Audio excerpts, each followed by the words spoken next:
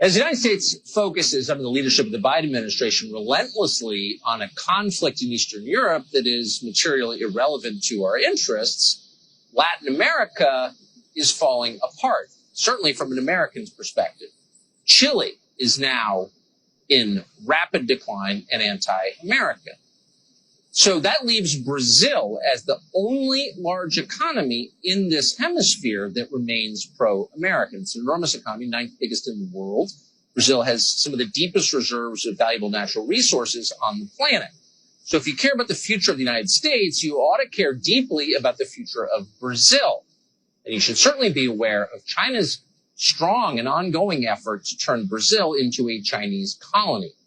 Now, the president of Brazil, Jair Bolsonaro, is, again, the only pro-American leader left in Latin America. And yet, for the first year and a half of his presidency, our president, Joe Biden, ignored his existence completely. And if anything, the State Department was hostile to the Bolsonaro administration.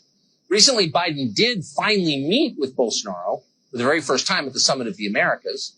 Filipe Martins is a senior aide to President Bolsonaro, and we're happy to be joined by him tonight. Mr. Martins, thanks so much for coming on. So your president finally met with the American president. Why do you think, considering that Brazil is the largest economy in Latin America, it took that long? Yeah, so as you say, Brazil is a very large country, very large economy, one of the 10 largest economies in the world. It has been that for 30 years. And Brazil was always part of the game. But for 2 years, we had this difficulty connecting with Washington, mainly with the White House. There was, of course, some connections with state and other departments. But now the meeting went well. And I think the reason why it took so long was the position that President Bolsonaro took, that election matters was something to be solved by Americans. And he would not call the election just because CNN and other media TV channels called it. So he waited, and once it was over, he then recognized the victory. He congratulated Biden, but he took a while. He said, let Americans solve it, and then I'll jump in. He didn't want to interfere. He was just respecting American sovereignty.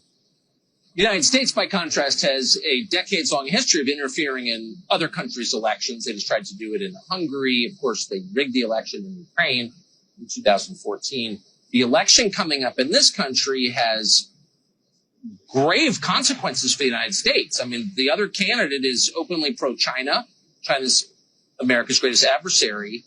Is your administration receiving any kind of encouragement from the Biden administration? So, as you say, since 2009, China has been gaining a position here in Brazil, and Lula da Silva is very open about his position, not only about supporting China and other superpowers into our region, but also about supporting terrorist groups, about supporting organized crime, about supporting dictatorships like Venezuela, Cuba, and Nicaragua. And yes, I think this meeting that we finally had, we were able to advance a little bit. As you say, it was a long time coming. It took a while, but finally, when the President Bolsonaro was able to sit with President Biden, he was able to remember who Lula da Silva is, the amount of corruption, the amount of scandals that we had here in Brazil. Those guys were responsible for more than 8 trillion reais of corruption scandals. That's something like $2 trillion in corruption only during his government.